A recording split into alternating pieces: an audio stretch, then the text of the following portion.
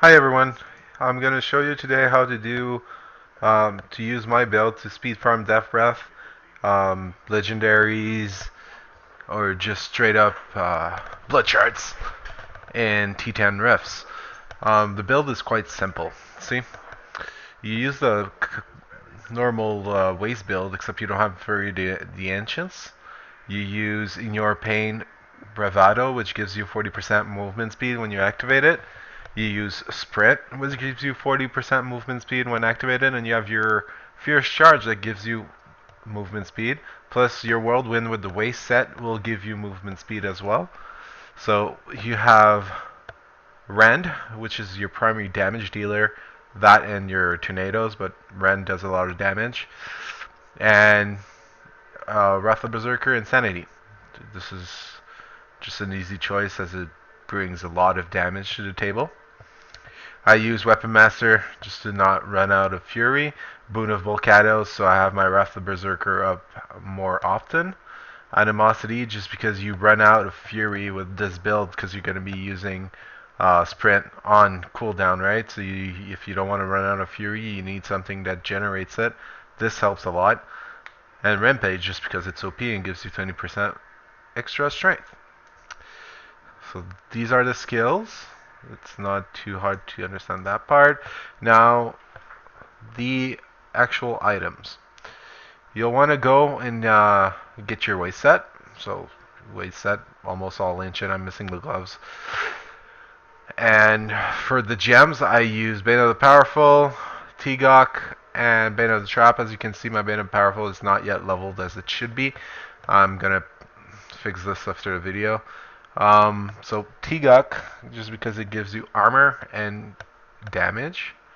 And you have Bane of the Trap, which gives you 33% extra damage straight up. It's one of the most OP'est gem in the game. And now you have each time you destroy a wreckable object, you gain a short burst of speed, so that's another movement. And I have the belt that increases the In Your Pain by 6 seconds, which means when I activate my In Your Pain, it will last for 11 seconds, giving me 40% movement speed during those 40 seconds. On top of that, it knocks back enemies a bit, so they'll hit you less often, you take less damage. Plus, you take 50% reduced damage just because of In Your Pain. It has a 30 seconds cooldown. I use in my cube, I use Zodiac to reduce Wrath of Berserker and In Your Pain's cooldown. So you have those. I use a HP gem in my elm because XP at T10 is not even worth it. If you want to do some XP runs, you have to do higher GRFs. So I'm using life because it gives you more survivability. And then for Paragon points, let's go over Paragon. Most strengths you can. You go get your 25% base movement speed with your Paragon, then strength. In offensive, well, I'm almost 800, so I almost have everything covered, but what I would suggest is critical hit chance and then critical hit damage. Then attack speed, then cooldown reduction. And then you're going to go to... And this, you're going to go resist all first, then life, then armor. Basically, because you have armor as default since you have a lot of strength. So this should be the last one. Well, the last one is life regen, but the third one should be armor. Utility, you're going to go resource cost reduction as the first one, life on hit, and then area damage. Gold fine is totally worthless, but since I'm almost 800, I have some. So that's pretty much the build. I'm going to show you how it works. Oh wait, I forgot the cube. Let's see the cube. Have Furnace in the cube, just to do more elite damage, just as a no-brainer. And then you have Lamentation, which makes your Rend stack 2 times. That's why your Rend does a lot of damage. If you see the waist set, it gives your Rend 500 extra damage, and then it stacks 2 times. So your Rend that normally does 1100 damage will now do 1600 and then stack 2 times, so 3200 damage. And I use Bloodbath just because it's going to they're going to be able to stack 2 more times from the bleeding targets that will die and then stack on the original target. And Zodiac just to reduce the cooldown of In Your Pain and Wrath of the Berserker. Alright, let's do it. Oh yeah, and I forgot to mention, Whirlwind Blood Funnel is really important. It's your basically survival. It heals you when you hit mobs. So let's go for it.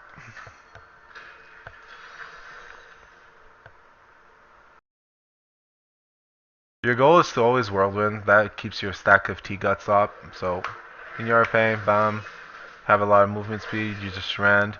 When there's packs, you want to stay there. Rend them 2 times, then get the fuck out for a bit. Go kill other mobs, then come back to the original ones. They'll be dead or almost dead by then, if you have good gear.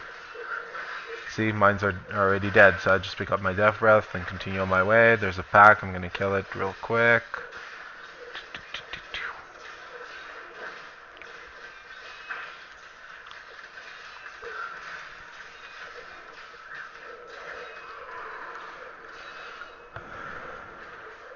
I'm not taking a long time explaining the build. I explained it to you guys really quick. I know that.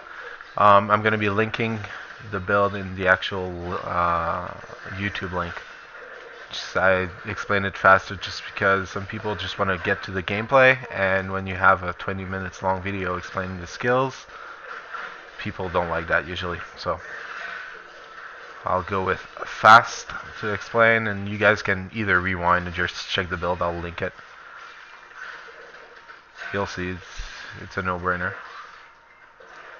And it does pretty great. Like, you'll die sometimes if you get bad groups, but aside from that, for normal mobs, just rend them 2 times and leave, and they'll eventually die. It's perfect. And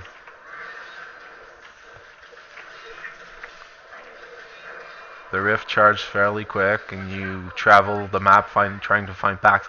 Packs is the most important, right? So if we're farming Death Breath and we want to farm keys as well, packs will charge it fast. So what I do, I just kill the most white mobs I can, just because I'm farming rift keys, right? So I want to end it. But you don't want to spend too much time stalling on white mobs. You just go from pack to pack, kill them. If there's white mobs there, they'll die, and you continue. See, I just engaged 2 packs, not dying. The survival on the build is pretty decent for a waste barb, and it does a lot of damage. I've seen a lot of waste barbs that can't do T10 because they don't have enough damage input, but REND helps with that.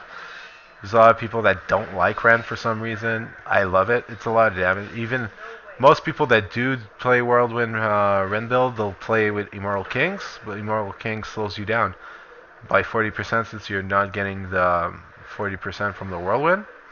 Plus, you're not getting the tornadoes. Tornadoes do a lot of damage.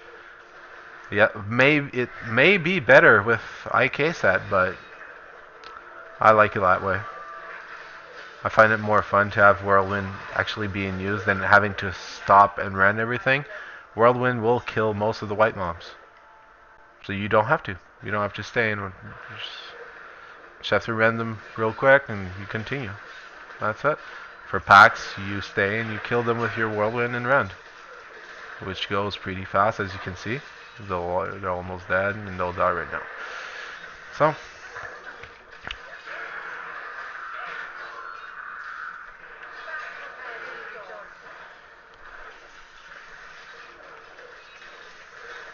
I think I got pretty much everything covered. I explained pretty much everything. There's the Rift Guardian. The Rift Guardian will take a little bit more time since you're not playing Oda or some other build. You're playing a fast build that's just running through to get Death Breath and keys. But the Rift Guardian takes a bit more time to kill than with some other builds. Especially since I don't use Stricken. Stricken could be used instead of either Bane of the Trap or Bane of the Powerful. But to be honest, the most times you don't spend too much time hitting mobs in the Rift, right? So it will only save you time on the Rift Guardian. And I think Rift Guardian, it's not too bad. You'll see. It doesn't take too long to die. It's not as bad as one would think. Sure, Stricken would accelerate it, but it's pretty much only going to help you with the boss. And the boss dies within a minute, maybe not even. So, your call. I like it without it,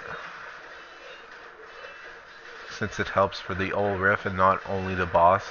Stricken is an overpowered gem, but it's more for G riffs than normal riff. According to me, anyways. Sure, in G riffs you'll need it for sure. Like, when I play my Oda Bard, I use Stricken all the way. Alright. That pretty much sums it up. I hope you like my video. If you do, please like, and you can also leave a comment. That'd be appreciated. You can upvote, I mean, on YouTube. It's a like. I was thinking about Facebook. Sorry about that.